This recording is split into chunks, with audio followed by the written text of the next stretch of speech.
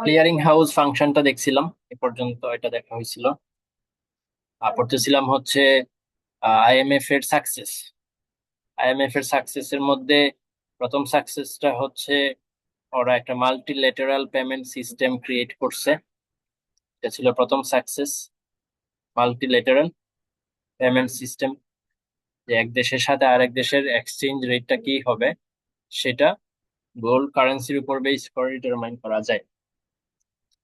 2 নম্বর ওদের সাকসেসটা ছিল যে ফরেন এক্সচেঞ্জ ডিলার্স এর কাছে যাওয়া লাগতেছে না, বা ফরেন এক্সচেঞ্জ রিলেটেড যে রিস্কটা আছে সেটা কমে যাচ্ছে, এবং ইন্টারন্যাশনাল ট্রেড প্রমোট হচ্ছে। ফরেন এক্সচেঞ্জ রিস্ক কমে যাচ্ছে, এর ফলে ইন্টারন্যাশনাল যে ট্রেড সেটা হচ্ছে প্রমোটেড হচ্ছে। সো এটা ছিল ওদের সেকেন্ড সাকসেস। 3 নম্বর সাকসেস ছিল যে লিকুইডিটি ক্রাইসিসটা ওরা দূর করতে পারছে। লিকুইডিটির যে ক্রাইসিস সেটা দুই ভাবে দূর করতে পারছে, একটা হচ্ছে ক্লিয়ারিং হাউস ফাংশনের মাধ্যমে, আর একটা হচ্ছে এই যে এসডিআর নামের একটা অ্যাকাউন্টিং কারেন্সি, সরি অ্যাকাউন্টিং না, হ্যাঁ অ্যাকাউন্টিং, এসডিআর নামের একটা অ্যাকাউন্টিং কারেন্সি ক্রিয়েট করার মাধ্যমে। এসডিআর কে অ্যাকাউন্টিং কারেন্সি বলা হচ্ছে, এটা কোনো ফিজিক্যাল কারেন্সি না যে ফিজিক্যালি এটা আমার বানাইতে হবে এবং পেমেন্ট করতে হবে এই কারেন্সিতে, বিষয়টা এরকম না। এটা জাস্ট অ্যাকাউন্টিং একটা কারেন্সি, হিসাব নিকাশ রাখা হয় এই কারেন্সি দিয়ে। এই দুইটা ওয়েতে তারা হচ্ছে লিকুইডিটি ক্রাইসিসটা দূর করতে পারছে। এরপরে যে সাকসেসটা হচ্ছে যে extending loan to developing countries. IMF developing যে কান্ট্রি গুলো আছে তাদেরকে কি করে লোন দেয়, ঠিক আছে। সো এটা হচ্ছে একটা আর একটা সাকসেস, এবং তারা এখানে কন্ডিশন আরোপ করে দেয়, এখানে কন্ডিশন দিয়ে দেয়। সো এই কন্ডিশনটাকে ওদের সাকসেস বলা হচ্ছে, কারণ কন্ডিশন আরোপ করলে কিছু বেনিফিট আছে। তো যেহেতু কন্ডিশন আরোপ করলে বেনিফিট আছে, অবশ্যই খারাপ দিকও আছে কন্ডিশনের।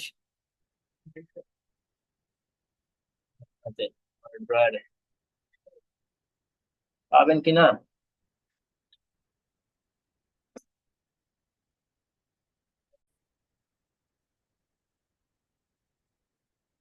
তো কন্ডিশন হচ্ছে একদিক থেকে ভালো, অন্য দিক থেকে খারাপ। তো আমরা যেহেতু সাকসেস করতেছি, তো এখন হচ্ছে কন্ডিশনের যে ভালো দিকগুলো আছে সেগুলাকেই তুলে ধরবো আর কি। কন্ডিশন যেহেতু ভালো আবার খারাপ দুইটাই, তো ভালো গুলাকে সাকসেসের আন্ডারে থাকবে, আর খারাপ দিকগুলো হচ্ছে আবার ফেইলিউরের দিকে থাকবে। তো এটা হচ্ছে যে সাকসেসটা কি, এক্সটেন্ডিং লোন, ওরা লোন দেয় টু ডেভেলপিং কান্ট্রিজ। সো যে কান্ট্রি গুলার ব্যালেন্স অফ পেমেন্টে নেগেটিভ থাকে বা ব্যালেন্স অফ পেমেন্টে সমস্যা হয়, ঠিক আছে, ইম্পোর্ট যদি বেশি হয় কোনো একটা কান্ট্রির, ইম্পোর্ট যদি বেশি হয় তাহলে তার ব্যালেন্স অফ পেমেন্ট হচ্ছে নেগেটিভ আসে, ঠিক আছে। সো এই যে যখন এটা নেগেটিভ হয় তখন তো তার হচ্ছে কি করতে হবে, ডলার কিছু বড় করতে হবে, কিছু ডলার বড় করতে হবে ওই পেমেন্ট গুলা ক্লিয়ার করার জন্য। সো এটা হচ্ছে আইএমএফ এর অন্যতম মেইন পয়েন্ট অফ কনসিডারেশন। বাস্তবে দেখা যায় যে অনেক ডেভেলপিং কান্ট্রিজ তাদের ব্যালেন্স অফ পেমেন্টে প্রবলেম ফেস করে। এই ব্যালেন্স অফ পেমেন্টের প্রবলেম দূর করাটার জন্য আইএমএফ কি করে, লোন দেয়, শর্ট টার্ম লোন দেয়, শর্ট টার্ম লোন দেয়, ঠিক আছে। সো যেটা 1 বছরের কম সময়ের জন্য আর কি। সো দেখা যায় ডেভেলপিং কান্ট্রিগুলোর তাদের এই ব্যালেন্স অফ পেমেন্টের প্রবলেম সলভ করলে শর্ট টার্ম লোনের প্রয়োজন হয়। আর এক্ষেত্রে আইএমএফ এক্সটেন্ড করে এই লোনগুলা, মানে এই লোনগুলা প্রোভাইড করে IMF under different terms and conditions, ঠিক আছে। যে ডিফারেন্ট টার্মস এন্ড কন্ডিশন দিয়ে দেয়, এই লোনগুলা দেয় শর্ট টার্ম। এটা হচ্ছে আইএমএফ এর একটা সাকসেস। এখন টার্মস এন্ড কন্ডিশনের ভালো দিকগুলো কি, টার্মস এন্ড কন্ডিশন দিলে হচ্ছে কি হয়, লাভ কি হয়, এই লাভগুলো স্যার ক্লাসে বলছে, এই নোটটাতে নাই।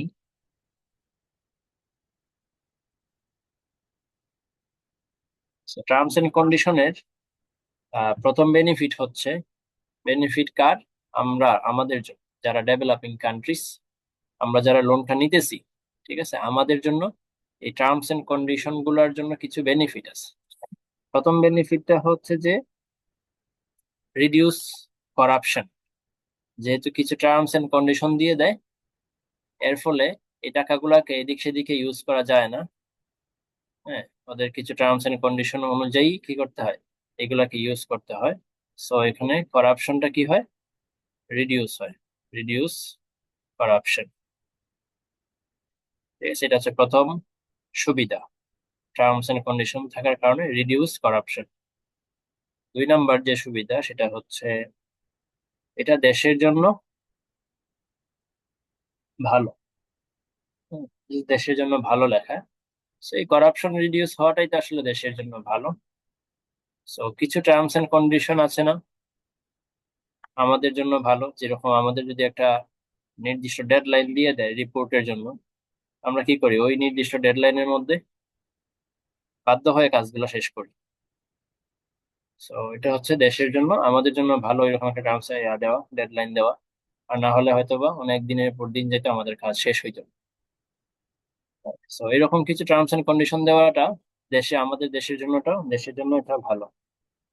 আর এখানে আরেকটা পয়েন্ট স্যার তুলে ধরছে, সেটা হচ্ছে যে ল্যাটিন আমেরিকার কিছু কান্ট্রি ওয়ার্ল্ড ব্যাংক থেকে লোন নিছিল, লোন নিয়ে সেগুলো আর ফেরত দেয় নাই।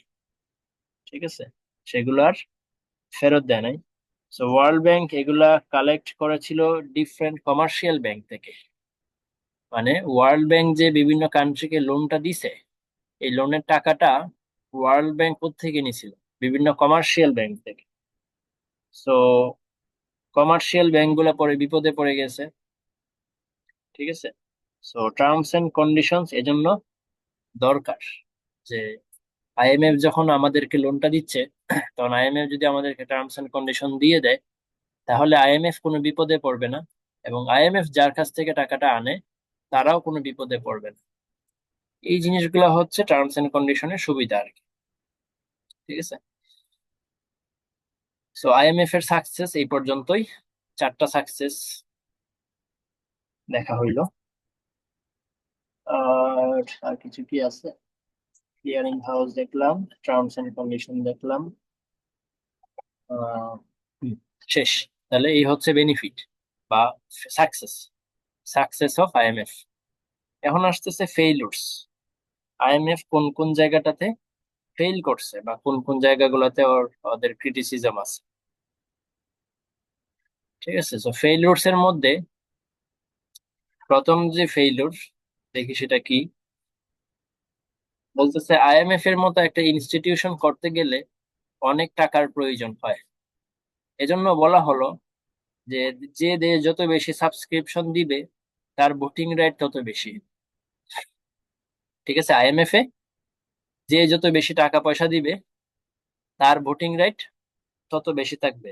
যেমন আইসিসি মানে ইন্টারন্যাশনাল ক্রিকেট কাউন্সিল, যে এটাতে খুব সম্ভবত ইন্ডিয়ার এই টাকা পয়সা বেশি, ইন্ডিয়া খুব সম্ভবত বেশি টাকা পয়সা দেয়।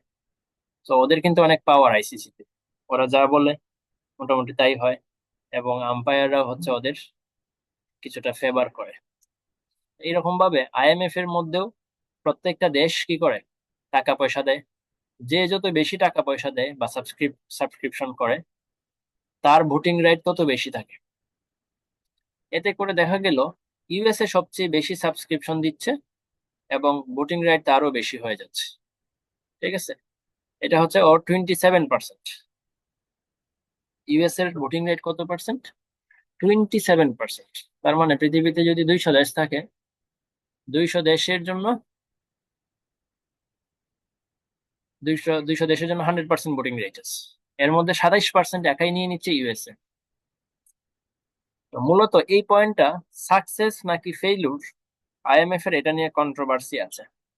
এই যে 27% যে ওদের ভোটিং রাইট, এটাকে কি সাকসেস বলা হবে নাকি ফেইলুর বলা হবে, এটা নিয়ে কন্ট্রোভার্সি আছে। যদিও ইউএসএ মনে করতো এটা তাদের ভোটিং রাইট কনসেন্ট্রেশন থাকা দরকার, এস তারা গোল্ড স্ট্যান্ডার্ড মেনটেন করছে। ইউএসএ মনে করে যে যেহেতু তারা গোল্ড স্ট্যান্ডার্ড মেনটেন করতেছে, সো তাদের এই ভোটিং রাইটে বেশি থাকাটা দরকার। ঠিক আছে, এবং তারা অনেক বেটার কান্ট্রি, তারা নিজেকে অনেক বেটার মনে করে। কিন্তু পরবর্তীতে এই পয়েন্টটাকে ব্যাড পয়েন্ট হিসেবে মনে করা হলো। এই যে ভোটিং রাইট বেশি, এটাকে যে ওরা ভালো মনে করতেছে, এটাকে আসলে ব্যাড পয়েন্ট হিসেবে পরবর্তীতে মনে করা হলো। যদিও গোল্ড স্ট্যান্ডার্ড থাকুক না কেন, কোনো একটা সিঙ্গেল কান্ট্রির এত বেশি ডমিনেন্স থাকাটা ডিজায়ারেবল না, এত বেশি পাওয়ার থাকাটা আসলে ডিজায়ারেবল না। এজন্য এটাকে ফেইলুর হিসেবেই বেশি রেফার করা হয়। ঠিক আছে, এজন্য এটাকে ফেইলুর হিসেবেই বেশি দেখা হয়। যদিও পরবর্তীতে এই যে 27% যে পার্সেন্টেজটা, এই পার্সেন্টেজটাকে একটু রিডিউস করা হয়েছে 23%, কিন্তু তাও তো এটা অনেক বেশি। 27 থেকে 23-তে আনা হয়েছে, কিন্তু তাও এটা অনেক বেশি। তো এটা ছিল তাহলে প্রথম ফেইলিউর। ফার্স্ট ফেইলিউর কি? ফার্স্ট ফেইলিউর হচ্ছে যে ওদের ভোটিং রেটটা বেশি, তার মানে কোনো একটা দেশের প্রতি IMF bias, equal voting right নাই প্রত্যেকটা কান্ট্রির। তো এটা একটা ফেইলিউর। 2 নম্বর যে ফেইলিউর, সেটা হচ্ছে মার্কেট মেকানিজম চলে আসছে 1971 সালে। মার্কেট মেকানিজম জিনিসটা চলে আসছে, তার মানে এখন সবকিছু ডিটারমাইন হবে মার্কেটের ডিমান্ড এবং সাপ্লাই এর মাধ্যমে। মার্কেটের ডিমান্ড, মার্কেটের সাপ্লাই, এটা হচ্ছে সাপ্লাই আর এটা হচ্ছে ডিমান্ড। সো মার্কেটের ডিমান্ড এবং সাপ্লাইয়ের উপর বেস করে এই যে প্রাইস এবং কোয়ান্টিটি বা সবকিছু ডিটারমাইন হবে। তার মানে এখন মার্কেটের উপর ভাসমান করে দেওয়া হইলো, তাহলে এটা কি হবে? সবকিছু এখন আহ ওঠানামা করবে। এক্সচেঞ্জ রেট বলি, ইন্টারেস্ট রেট বলি, সবকিছুই কি হবে? উঠানামা করবে। বিশেষ করে এক্সচেঞ্জ রেটটা আর কি, এক্সচেঞ্জ রেটটা এখন কি হবে? 1971 সাল থেকে এটা উঠানামা করা শুরু করে দেয়। কিন্তু আমরা জানি যে সাকসেসে আমরা কি পড়ছি? সাকসেসে পড়ছি যে ওই ব্রেটন উড কনফারেন্সের পরে আইএমএফ যে সাজেস্ট করলো যে ফিক্সড, ফিক্সড না, গোল্ড এক্সচেঞ্জ স্ট্যান্ডার্ড। ওই যে গোল্ড স্ট্যান্ডার্ডের পরে আসছিল gold exchange standard. So gold exchange স্ট্যান্ডার্ডের অপর নাম কি ছিল? ফিক্সড। ফিক্সড ছিল, ফিক্সড এক্সচেঞ্জ স্ট্যান্ডার্ড বা ফিক্সড এক্সচেঞ্জ রেট, এরকম একটা নাম ছিল। সো ব্রেটন উড কনফারেন্সের পর থেকে, মানে 1944 থেকে 46, এই সময়টা থেকে, ধরে নিলাম আমি 46 থেকে স্টার্ট করে 71 পর্যন্ত, এই সময়টাতে কি ছিল?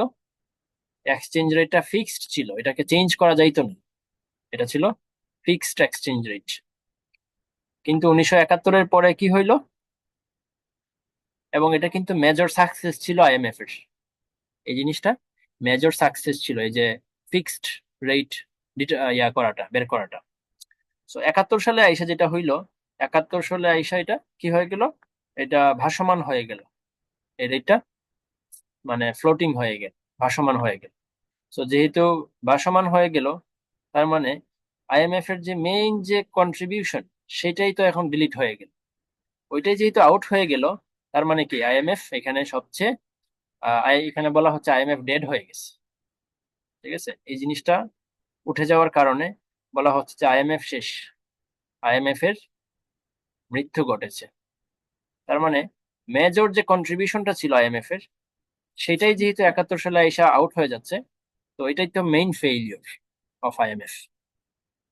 ঠিক আছে, তো এই জিনিসগুলো এখানে লেখা আছে যে মার্কেট মেকানিজম মানে হলো ডিমান্ড এবং সাপ্লাই এর ইন্টারেকশন। কিন্তু আইএমএফ যে ফিক্সড এক্সচেঞ্জ রেট ইন্ট্রোডিউস করেছিল, যে ফিক্সড এক্সচেঞ্জ রেট যেটা ইন্ট্রোডিউস করেছিল, সেটা মার্কেট মেকানিজম, সেটার ক্ষেত্রে মার্কেট মেকানিজম কাজ করবে না, অ্যাজ ইট ওয়াজ ফিক্সড, আগে ছিল ফিক্সড।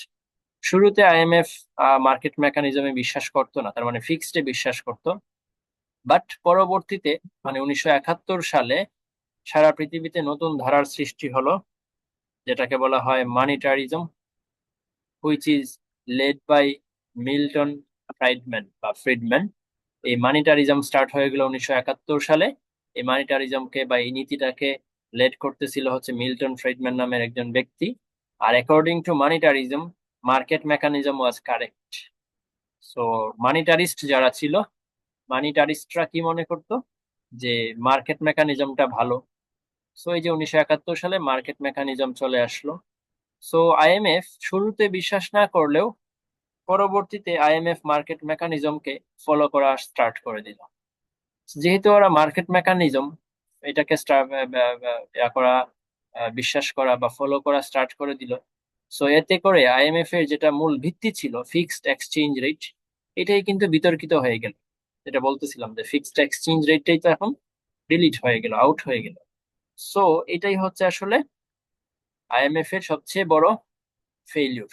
ঠিক আছে, because of that transition many decisions of IMF became disputed, অনেক ডিসিশন ডিসপিউটেড হয়ে গেছে।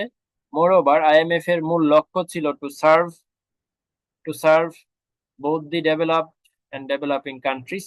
আইএমএফ এর মূল টার্গেট ছিল ডেভেলপড এবং ডেভেলপিং কান্ট্রি সবাইকে হেল্প করা এবং সবাইকে নিয়ে উন্নতি করা।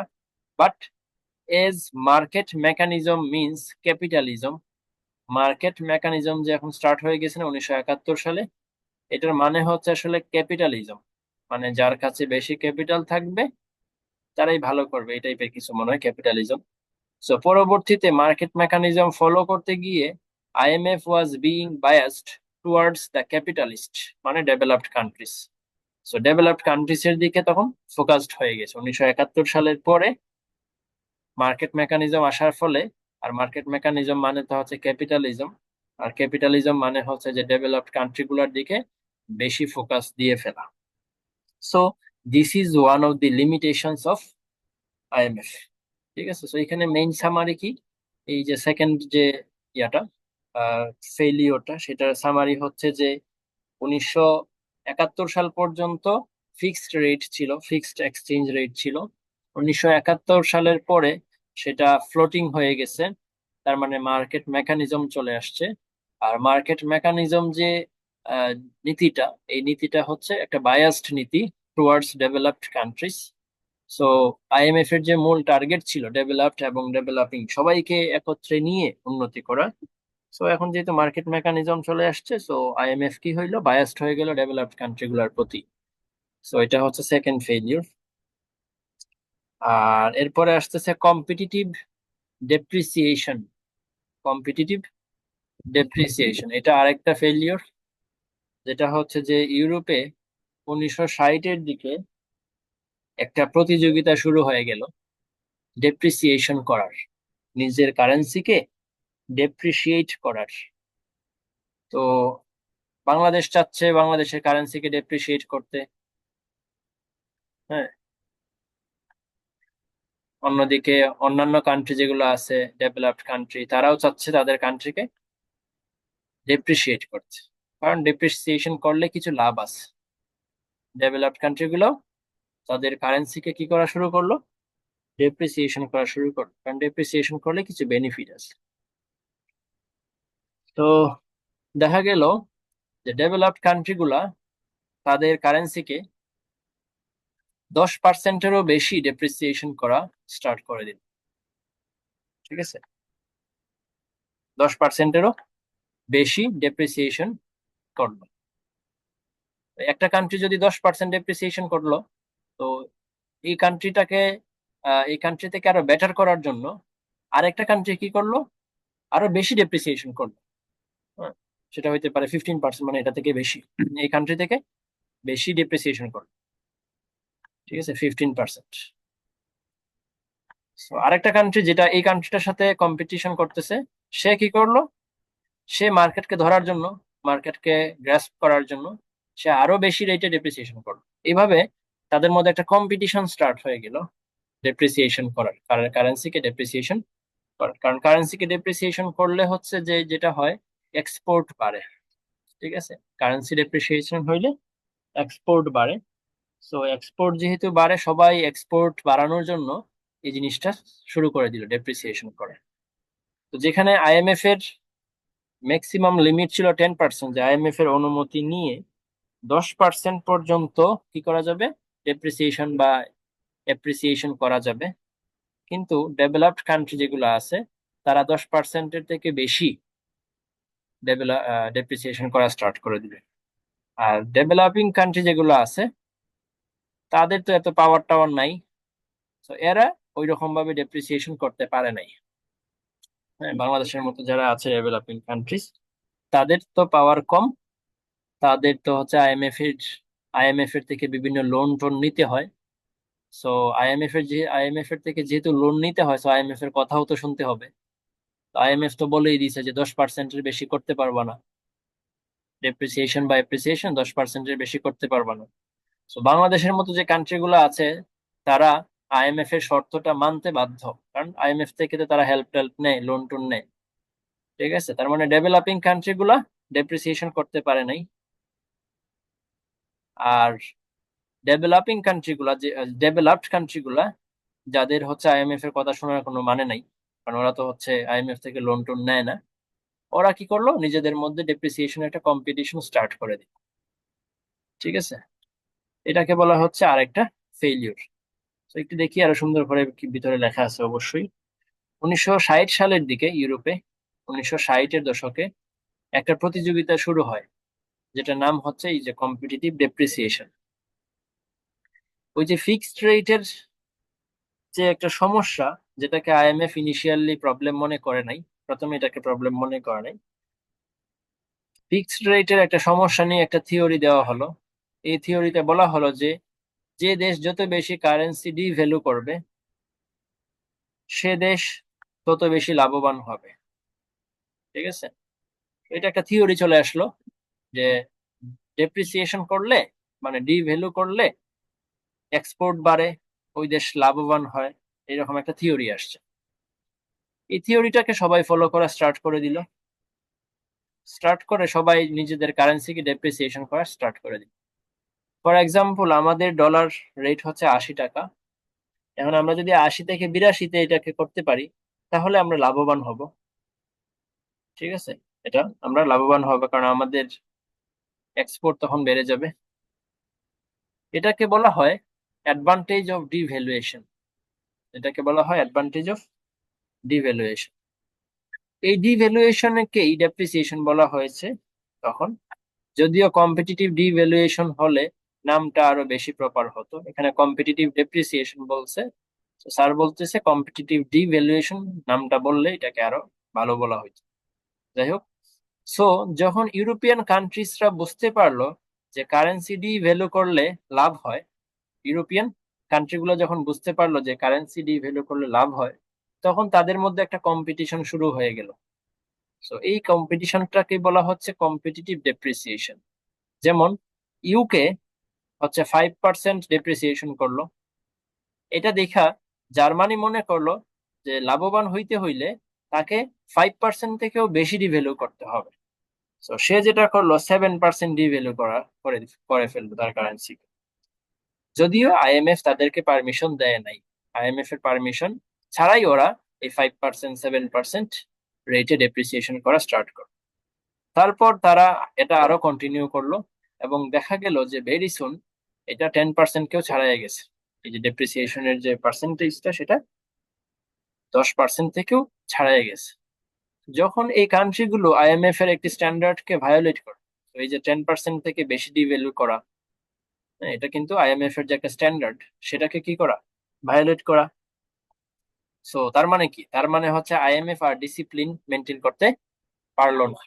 আইএমএফ তার যে মেম্বার কান্ট্রি গুলো আছে, তাদেরকে আর ডিসিপ্লিনের মধ্যে রাখতে পারলো না। তার মানে আইএমএফ এর উপর থেকে লোকজনের আস্থা বা ভরসা বিশ্বাস কমে গেল, যে হ্যাঁ ঠিক আছে, আইএমএফ তাহলে ডেড, আইএমএফ হচ্ছে আর ডিসিপ্লিন মেনটেন করতে পারতেছে না। সো আইএমএফ এর উপর আর কারো ভরসা টরসা থাকলো না। এটাকে বলা হচ্ছে অ্যানাদার লিমিটেশনস অফ আইএমএফ। এই যে ডিসিপ্লিন মেনটেন করতে পারলো না আইএমএফ, কম্পিটিটিভ অ্যাডভান্টেজ মানে কম্পিটিটিভ ডেপ্রিসিয়েশন শুরু হয়ে গেল, এই জিনিসটাকে যেহেতু সে হ্যান্ডেল করতে পারে নাই, এটাকে বলা হচ্ছে আইএমএফ এর আর একটা ফেলিওর। এটার সাথে একটু আরেকটু কথাবার্তা আছে, যে আইএমএফ ওই সব কান্ট্রি গুলোকে বাধা দিতে না পারার একটা রিজন ছিল আইএমএফ এর কনস্টিটিউশনের একটা আর্টিকেল, মানে আইএমএফ এর একটা আর্টিকেল আর কি। ওই যে যে কান্ট্রি গুলো এখানে বেশি বেশি রেটে ডেপ্রিসিয়েশন করতেছে, তাদেরকে বাধা দিতে পারে নাই, কারণ হচ্ছে তার একটা একটা রুলস, তার একটা আর্টিকেল, আইএমএফ এর একটা আর্টিকেল আছে, যেটার নাম হচ্ছে ফান্ডামেন্টাল ডিসইকুইলিব্রিয়াম। হ্যাঁ, ফান্ডামেন্টাল ডিসইকুইলিব্রিয়াম হইলে কান্ট্রি গুলা কি করতে পারবে, তাদের কারেন্সিকে ডেপ্রিসিয়েশন করতে পারবে। এইরকম একটা ক্লজ বা একটা আর্টিকেল আইএমএফ এর নিয়মের মধ্যে ছিল, ফান্ডামেন্টাল ডিসইকুইলিব্রিয়াম। ঠিক আছে, এই ফান্ডামেন্টাল ডিসইকুইলিব্রিয়াম বলতে কি বোঝায়, এটা আসলে আইএমএফ একদম ক্লিয়ার করে নাই। ঠিক আছে, এটার এটার সঠিক একদম ডেফিনেশন, একদম প্রপার ডেফিনেশন আইএমএফ এটার এই ডেফিনেশনটা এটা দেয় নাই।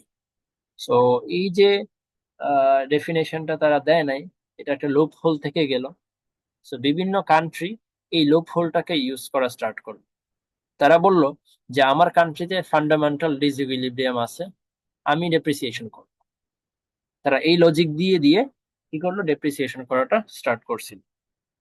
সো এই ফান্ডামেন্টাল ডিসইকুইলিব্রিয়াম মানে কি, এটার মানে হচ্ছে ব্যালেন্স অফ পেমেন্টে কন্টিনিউয়াসলি ডেফিসিট থাকা।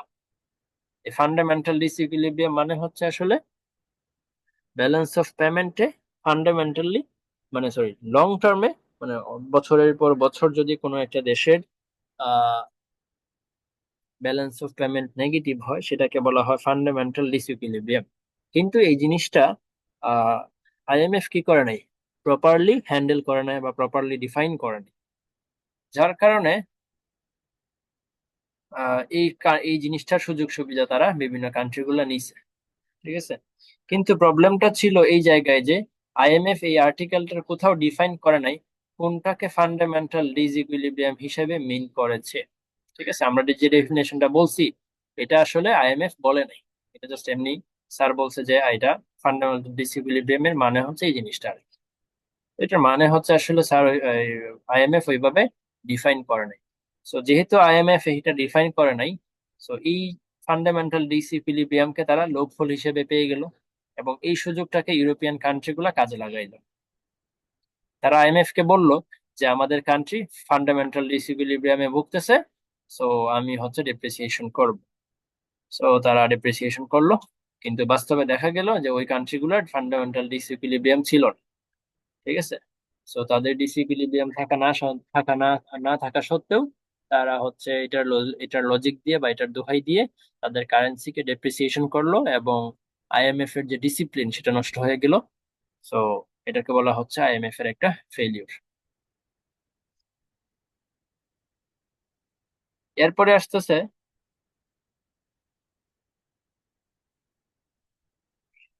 discontinuation of the gold commitment by the USA in 1971 appeared to be the biggest threat against the importance of IMF anymore.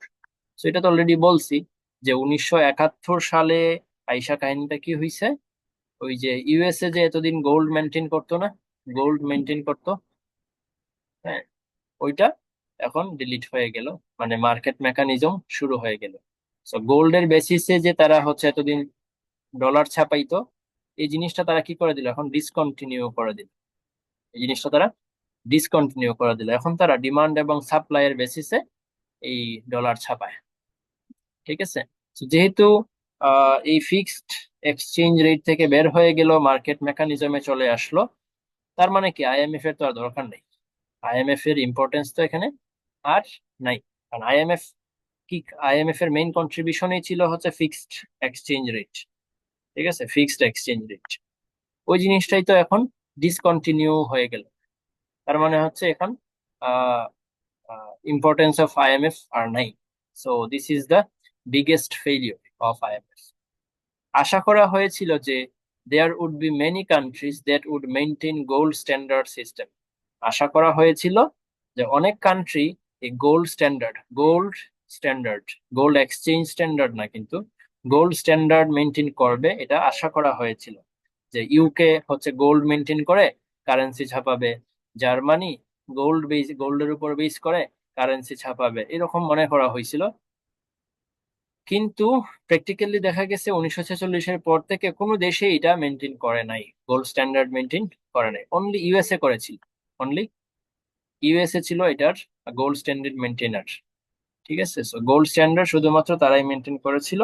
শুধু তাই নয়, তারা একই গোল্ড রেটটা মেনটেন করতে পেরেছিল for a very long time. তার মানে যে ইউএসএ গোল্ড স্ট্যান্ডার্ডটা যে মেনটেন করতেছিল এবং একটা রেটে, একটা নির্দিষ্ট রেটে তারা এটা করতেছিল। এবং এটা তারা ভালো একটা নির্দিষ্ট সময়, যে 20 থেকে 30 বছর, মানে 1946 থেকে 1970, তাই না, মানে অলমোস্ট 23 বছর এটা তারা কি করতে পারছে, ধরে রাখতে পারছিল সাকসেসফুলি। তো এটা ছিল তাদের ইউএস এর সাকসেস, বা আইএমএফ এর সাকসেস ছিল। কিন্তু 1971 সালে গিয়ে তো জিনিসটা উল্টে গেল। তো এটা একটা ফেইলিউর। এটা পৃথিবীকে অনেক বেশি স্টেবিলিটিও দিয়েছিল। এই যে 20 থেকে 30 বছর যখন হচ্ছে 1946 থেকে 1971 সাল পর্যন্ত, এই সময়টা পৃথিবী অনেক স্টেবল ছিল। ঠিক আছে, এক্সচেঞ্জ রেট স্টেবল ছিল, কোনো এই ক্রাইসিস হয় নাই। এই যে বিভিন্ন মার্কেটে যে ক্রাইসিস গুলা হয়, হ্যাঁ, বা গ্রেট ডিপ্রেশনের মতো যে ক্রাইসিস গুলা হয়, এই জিনিসগুলা এই 20 থেকে 30 বছরে হয় নাই। ঠিক আছে, এটাই বলতেছে যে এই পৃথিবীটাকে অনেক বেশি স্টেবিলিটি দিয়েছিল, যেটা আইএমএফ আশা করছিল। So USA deserves credit for that. এই যে পৃথিবীটা স্টেবল ছিল, এটা কিসের কারণে ছিল? ইউএস এর কারণে ছিল, কারণ ইউএসএ তো একমাত্র গোল্ড স্ট্যান্ডার্ড মেনটেন করতেছিল। আশা করা হয়েছিল অন্যান্য কান্ট্রিও মেনটেন করবে, কিন্তু অন্যান্য কান্ট্রি তো গোল্ড স্ট্যান্ডার্ড মেনটেন করে নাই। সো ইউএসএ হচ্ছে এই পুরো ক্রেডিটটা পায়। ঠিক আছে, 1971 সালে আইসা ইউএসএও এই জিনিসটা থেকে বের হয়ে গেল। সো পরে দেখা যাচ্ছে যে 1969-এর ফলে ইউএসএ তে বাজেট ডেফিসিট হয়। যে 1969 সালে ভিয়েতনাম ওয়ার টয়ার আসে ইউএসএ তে। হ্যাঁ, ভিয়েতনাম ওয়ারের কারণে হচ্ছে ইউএস এর অবস্থা একটু খারাপ হয়ে যায়, এদের বাজেট ডেফিসিট দেখা দেয় এবং ট্রেড ডেফিসিট দেখা দেয়। সো এরপরে হচ্ছে আসলে 1971 সালে তারা এটা ডিসকন্টিনিউ করে। ঠিক আছে, এই সমস্যাগুলোর কারণে, ভিয়েতনাম ওয়ার এবং বাজেট ডেফিসিটের কারণে এরা হচ্ছে এই জিনিসটা থেকে বের হয়ে আসে। So this year is famous for this particular incident in this world. ঠিক আছে, এই যে 1971 সালে যে এই একটা ফিক্সড রেট থেকে যে মার্কেট মেকানিজমে আসলো, হ্যাঁ, বা গোল্ড স্ট্যান্ডার্ড থেকে যে বের হয়ে গেল ইউএসএ, এই জিনিসটার জন্য 1971 সালটা অনেক ইম্পর্টেন্ট বা অনেক famous. The whole world happen to face the biggest ever low. আগে সারা পৃথিবীতে একটা ডিসিপ্লিন ছিল, কিন্তু এই ঘটনার পরে আর ডিসিপ্লিন নাই। এখন একটা হচ্ছে অ্যানার্কি সৃষ্টি হয়ে গেল। Suddenly the whole gold exchange standard system collapse করে ফেললো। এক্সচেঞ্জ স্ট্যান্ডার্ড যেটা ছিল এতদিন, সেটা কলাপস করে ফেললো, যার ফলে আমরা বলতে পারি আইএমএফ অলসো কলাপসড। তো যেহেতু আইএমএফ এর মেইন থিওরিটাই কলাপস করলো, তো আমরা বলতে পারি আইএমএফ কলাপস করছে বা আইএমএফ ডেড হয়ে গেছে 1971 সালে। সো এটা ওই সময় নিউ ইয়র্ক টাইমসে বা মানে বিভিন্ন পত্রিকার হেডলাইন ছিল এই জিনিসটা। আইএমএফ এর মূল কন্ট্রিবিউশন ছিল the introduction of gold exchange standard. আর কত বলবো, এটা সবার হয়ে গেছে almost. That's why this is consider to be the biggest failure of the IMF. So এই হচ্ছে গেল আর কি, যা গেল গেল। মানে একই জিনিস আসলে বারবার বলে মানে মেইন পয়েন্টে হারাই ফেলছি। আচ্ছা, এরপরে আসতেছে তাইলে ফেইলিউর মোটামুটি কয়টা পড়ছি। ফেইলিউর কিন্তু আসলে খুব বেশি পড়ি নাই, একটা জিনিসই বারবার বলা হচ্ছে। ফেইলিউর পড়ছি হচ্ছে মার্কেট মেকানিজম চলে আসা একটা, এখানে পড়ছিলাম যে হচ্ছে ভোটিং রাইট ইউএস এর বেশি, তো এটা একটা সমস্যা। দুইটা মার্কেট মেকানিজম সহ দুইটা কম্পিটিটিভ ডেপ্রিসিয়েশন, এটা হচ্ছে একটা তিনটা। এই তিনটা ফেইলিউরই পড়ছি আসলে। ঠিক আছে, এটাও কিন্তু আসলে এই যে ডিসকন্টিনিউয়েশন অফ, এটা কিন্তু মার্কেট মেকানিজমের আন্ডারে পড়ে। So, তিনটা ফেইলিউর পড়লাম। 4 নাম্বার যে ফেইলিউর, সেটা হচ্ছে এক্সটেনশন অফ আইএমএফ লোন। ওই যে লোন দেয়, এটা কিন্তু আমরা সাকসেসেও পড়ছিলাম। এখন পড়বো হচ্ছে কি, এটা ফেইলিউরের মধ্যে পড়ে। আইএমএফ যে লোন গুলা দেয়, এগুলা হচ্ছে বায়াসড। ঠিক আছে, ওরা যে লোন গুলা দেয় এগুলা কি বায়াসড। তো যেহেতু বায়াসড থাকে ওরা বিভিন্ন কান্ট্রির প্রতি, তো এটাকে বলা হয় হচ্ছে অ্যানাদার ফেইলিউর। ঠিক আছে, কেন বায়াসড বলা হচ্ছে? ইট ওয়াজ এক্সপেক্টেড দ্যাট যে সব দেশ সমস্যায় পড়বে, আইএমএফ তাদেরকে লোন দিবে, কিন্তু দেখা গেল তাদের লোন দেওয়ার সিস্টেমটা ছিল ইকুইটেবল, ব্যালেন্সড এন্ড কনসিস্টেন্ট ছিল না। ঠিক আছে, তাদের সিস্টেমটা মানে ইকুইটেবল ছিল না, ব্যালেন্সড ছিল না, বা কনসিস্টেন্ট ছিল না। অর্থাৎ যেসব দেশ প্রকৃতপক্ষে নিডি ছিল তারা এটা থেকে বঞ্চিত হইতেছিল। তার মানে যে এই যে সুবিধাটা বা এই যে লোনের সুবিধাটা যেটা যারা যাদের যে যে যে দেশগুলা পাওয়ার কথা তারা পায় নাই, তো অন্যান্য দেশ পাইছে, যাদের পাওয়ার কথা না তাদেরকে দিচ্ছে। তো আইএমএফ এখানে বায়াসড ছিল। তো এটা একটা ফেলিউর। এরপরে আসতেছে ডেভেলপিং কান্ট্রি গুলো যখন আইএমএফ এর কাছ থেকে লোন নিতে চায় তখন আইএমএফ তাদেরকে একটা কন্ডিশনাল দিয়ে দেয়, মানে একটা কন্ডিশন দিয়ে দেয়। ঠিক আছে, কন্ডিশনাল প্যাকেজ বলা হয়, যেটাকে মূলত স্টেবিলাইজেশন প্যাকেজও বলা হয়। ঠিক আছে, এই যে কন্ডিশন দিয়ে যে লোনটা দেয় সেটাকে বলা হয় হচ্ছে কি স্টেবিলাইজেশন প্যাকেজ। ঠিক আছে, এই প্যাকেজে কিছু ডোজ এন্ড ডোন্টস বলা থাকে, যে তোমাকে এই জিনিসগুলা করতে হবে অথবা এই জিনিসগুলা করতে পারবে না, তার মানে আসলে কন্ডিশন দেওয়া থাকে আর কি। এই যে কন্ডিশন গুলা, তো সমস্যা কন্ডিশন গুলাটাই আসলে মেনলি একটা প্রবলেম। পাশাপাশি আরেকটা প্রবলেম হচ্ছে এই যে স্টেবিলাইজেশন প্যাকেজটা সবার জন্য সেম ছিল। ঠিক আছে, এই যে স্টেবিলাইজেশন প্যাকেজটা সব কান্ট্রির জন্য সেম ছিল। তো সব কান্ট্রির তো আর সমস্যা সেম না, সব কান্ট্রির তো আর সমস্যা সেম না, ডিফারেন্ট ইকোনমির ডিফারেন্ট সমস্যা আছে। ঠিক আছে, ডিফারেন্ট ইকোনমির প্রবলেম গুলা ডিফারেন্ট। তো এক একজনের এক এক রোগ, সবাইকে দিয়ে দিল সেম মেডিসিন। ঠিক আছে, তো এটা তো ভালো হইল না। এক এক দেশের যেহেতু এক এক রকম সমস্যা, ওদেরকে ওইভাবেই হ্যান্ডেল করা উচিত ছিল, ওইভাবে টার্মস এন্ড কন্ডিশন দেওয়া উচিত ছিল। কিন্তু আইএমএফ যেটা করলো সবাইকে সেম ভাবেই ট্রিট করতেছিল, সবাইকে সেম কন্ডিশন দিতেছিল, সবাইকে সেম প্যাকেজটাই দিতেছিল। ঠিক আছে, তো এটা আসলে, সো আইএমএফ এই যে প্যাকেজটা দেয় এই প্যাকেজটাকে অনেকে ক্রিটিসাইজ করে। যেসব দেশ আইএমএফ থেকে লোন নেয়, হ্যাঁ, তারা আসলে ইনইকুয়ালিটিতে ভোগে, প্রভার্টিতে ভোগে, এবং করাপশন বেড়ে যায় ওই কান্ট্রিগুলো। যদিও ওই কান্ট্রিগুলোতে গ্রোথ হয়, ওই কান্ট্রিগুলোতে গ্রোথ হয়, কিন্তু এই যে এটা তো অ্যাডভান্টেজ, গ্রোথ হয়, এটা হচ্ছে একটা একটা এটা একটা সুবিধা, কিন্তু ইনইকুয়ালিটি বেড়ে যায়, পভার্টি বেড়ে যায়, এবং করাপশন বেড়ে যায়। তার মানে কি অসুবিধা বেশি। তার মানে আইএমএফ থেকে লোন নিলে বা যে দেশগুলো লোন নিছে হিস্টোরিক্যালি দেখা গেছে ওই দেশগুলোর গ্রোথ হয়েছে, কিন্তু ইনইকুয়ালিটি, পভার্টি এবং করাপশন অনেক বেশি বেড়ে যায়। তো তার মানে হচ্ছে এই লোনটাতে সমস্যা আছে, এই প্যাকেজটাতে সমস্যা আছে। তো যেটাকে বলা হচ্ছে অ্যানাদার ফেলিওর অফ আইএমএফ।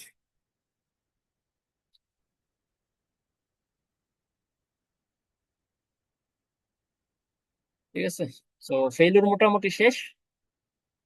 এখন জাস্ট একটা ছোট কোয়েশ্চেন এখানে লেখা আছে যে আইএমএফ এবং ওয়ার্ল্ড ব্যাংক এই দুইটাকে ব্রেটন উড ইনস্টিটিউশন তো আমরা জানি যে বলা হয়, তাই না? তো এই যে এই স্টেটমেন্টটা কি কারেক্ট কিনা, আইএমএফ এবং ওয়ার্ল্ড ব্যাংক যে ব্রেটন উড ইনস্টিটিউশন, এই স্টেটমেন্টটা এখনো কি কারেক্ট কিনা? সো আনসার হচ্ছে এই স্টেটমেন্টটা এক সময় কারেক্ট ছিল, এখন ভুল। অন্যদিকে এটা ভুল, সো একদিকে কারেক্ট, অন্যদিকে ভুল। কিভাবে কারেক্ট আর কিভাবে ভুল? কারেক্ট হচ্ছে যে আইএমএফ এবং ওয়ার্ল্ড ব্যাংক দুইটাই তো ব্রেটন উড কনফারেন্সে ক্রিয়েট করা হয়েছিল, তাই না? সো যেহেতু এই দুইটা ইনস্টিটিউশনকে ব্রেটন উড কনফারেন্সে ক্রিয়েট করা হয়েছে, সো এদেরকে Bretton Wood conference Bretton Wood institution বলা হয়। এটা হচ্ছে কারেক্ট। আর বলা হয় না কেন বা এই কথাটা রং কেন? রং এর কারণ হচ্ছে যে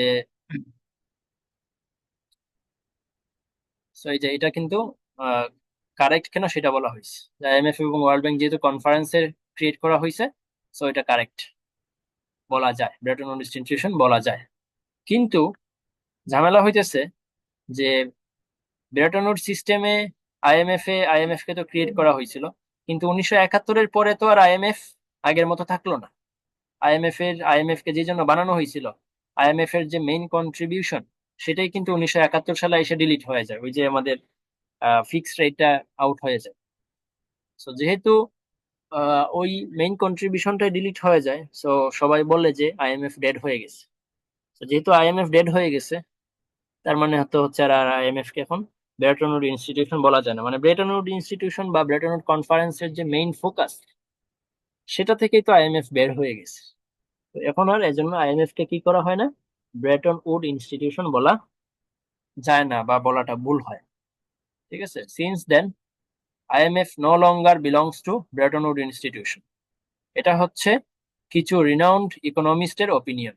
ঠিক আছে, যে এখন আর আইএমএফ কে ব্রেটন উড ইনস্টিটিউশন বলে লাভ নাই, কারণ ব্রেটন উড কনফারেন্সের যে মেইন লজিক বা মেইন যে তাদের উদ্দেশ্য, সেটাই আসলে ওরা ভায়োলেট করে ফেলছে। আর ওই যে গোল্ড কমিটমেন্ট যে ডিসকন্টিনিউড হচ্ছে, তো এটা তো বললাম। আর এরপরে বাকি আছে কি, ওয়ার্ল্ড ব্যাংক। তো ওয়ার্ল্ড ব্যাংকে কেন এখন ব্রেটন উড ইনস্টিটিউশন বলা যায় না? এখানে বলা হচ্ছে যে ওয়ার্ল্ড ব্যাংকে একটা ট্রানজিশন ফেস করে পোস্ট 1970-এ, তার মানে 1971-এর পরে ওয়ার্ল্ড ব্যাংকও একটা ট্রানজিশন ফেস করে। সো এখানে ফার্স্ট লজিকটা কি, this is the so post 70-এর পরে যেই ওয়ার্ল্ড ব্যাংক, সেটাকে ব্রেটন উড ইনস্টিটিউশন বলা যায় না। This is the first logic why WB doesn't belong to Bretton Wood institution. তার মানে বলতেছে যে ওয়ার্ল্ড ব্যাংকও আইএমএফ এর মতোই 1971-এর পরে একটা ট্রানজিশন ফেস করে, তার মানে কিছু জিনিস চেঞ্জ হয়ে যায়। তো যেহেতু চেঞ্জ চলে আসছে ওয়ার্ল্ড ব্যাংকে, সেই জন্য বলা হচ্ছে এটাকে ব্রেটন উড ইনস্টিটিউশন না। দ্বিতীয় যুক্তিটা আরো গুরুত্বপূর্ণ এবং বোঝা যায়। দ্বিতীয় যুক্তিটা হচ্ছে যে যখন ব্রেটন উড কনফারেন্স হয় 1944 সালে, ব্রেটন উড কনফারেন্স হয়, তখন আসলে ওয়ার্ল্ড ব্যাংক নামে কোনো প্রতিষ্ঠান ছিল না। ঠিক আছে, তখন যেটা বানানো হয়েছিল সেটা হচ্ছে আইএমএফ, একটা হচ্ছে আইএমএফ, আর একটা ছিল হচ্ছে আইবিআরডি। আইবিআরডি, এই যে, সো আইবিআরডি, ঠিক আছে। সো আইবিআরডি বানানো হয়েছিল, যেটার পরবর্তীতে নামকরণ করা হয় ওয়ার্ল্ড ব্যাংক। এবং ওয়ার্ল্ড ব্যাংকের আন্ডারে এখন শুধু আর আইবিআরডি নাই, ওয়ার্ল্ড ব্যাংকের আন্ডারে এখন আরো 5টা ইনস্টিটিউশন আছে, মানে আইবিআরডি সহ 5টা। ঠিক আছে, সো ওয়ার্ল্ড ব্যাংকের মধ্যে 5টা সিস্টার আছে। World bank is a group of 5 institutions. এর মধ্যে একটা হচ্ছে আইবিআরডি, যেটা ছিল ইনিশিয়ালি। ঠিক আছে, তার মানে ব্রেটন উড কনফারেন্সে ক্রিয়েট করা হয়েছিল আসলে আইবিআরডি, কিন্তু বর্তমানে এটাকে বলা হচ্ছে ওয়ার্ল্ড ব্যাংক, যেটার আন্ডারে আরো অনেকগুলো ইনস্টিটিউশন আছে। সো ওয়ার্ল্ড ব্যাংকে আসলে ব্রেটন উড ইনস্টিটিউশন বলা যায় না। যদি আইবিআরডি নামটাই থাকতো, সেক্ষেত্রে এটাকে ব্রেটন উড ইনস্টিটিউশন বলা যাইতো। কিন্তু যেহেতু আইবিআরডির মেইন নেমই চেঞ্জ হয়ে গেছে এবং এটার আন্ডারে আরো অনেক কাজ চলে আসছে, এজন্য এই ওয়ার্ল্ড ব্যাংকে ব্রেটন উড ইনস্টিটিউশন বলা যায় না। ঠিক আছে, সো এই আর কি। কারণ এগুলো 1944-এ অনেক পর সৃষ্টি হয়েছে। 1944 থেকে 70 সময় পর্যন্ত আইবিআরডি ছিল। 1970 সাল পর্যন্ত ব্রেটন উড ইনস্টিটিউশন বলা হয়তো এটাকে, কারণ তখন পর্যন্ত আইবিআরডি ছিল। কিন্তু 1970-এর পরে এই আইবিআরডির পাশাপাশি আরো অনেকগুলা ইনস্টিটিউশন ক্রিয়েট করা হয়। ঠিক আছে, আইবিআরডি মার্কেট মেকানিজমে বিলিভ করাও শুরু করে দেয়। ঠিক আছে, আইবিআরডি মার্কেট মেকানিজমে বিলিভ করাও শুরু করে দেয়। That means non market believer থেকে মার্কেট বিলিভার হয়ে যায়। সো এই যে কিছু ট্রানজিশন হয়, যেটা আমাদের ফার্স্ট লজিক ছিল যে ওয়ার্ল্ড ব্যাংকের কিছু ট্রানজিশন হয়েছে, এই যে ট্রানজিশন ফেস করে, এই ট্রানজিশন ফেস এবং হচ্ছে এই আইবিআরডির বিষয়টা, এই দুইটা বিষয়ের কারণে ওয়ার্ল্ড ব্যাংকেও আর ব্রেটন উড ইনস্টিটিউশন বলা যায় না। ঠিক আছে, তো এই হচ্ছে আইএমএফ এর সাকসেস, ফেইলুর, এবং আইএমএফ এবং ওয়ার্ল্ড ব্যাংকে কেন বলা যাবে ব্রেটন উড ইনস্টিটিউশন এবং কেন কেন বলা যাবে না, এই সংক্রান্ত ডিসকাশন। থাকুক এই পর্যন্ত লেকচার।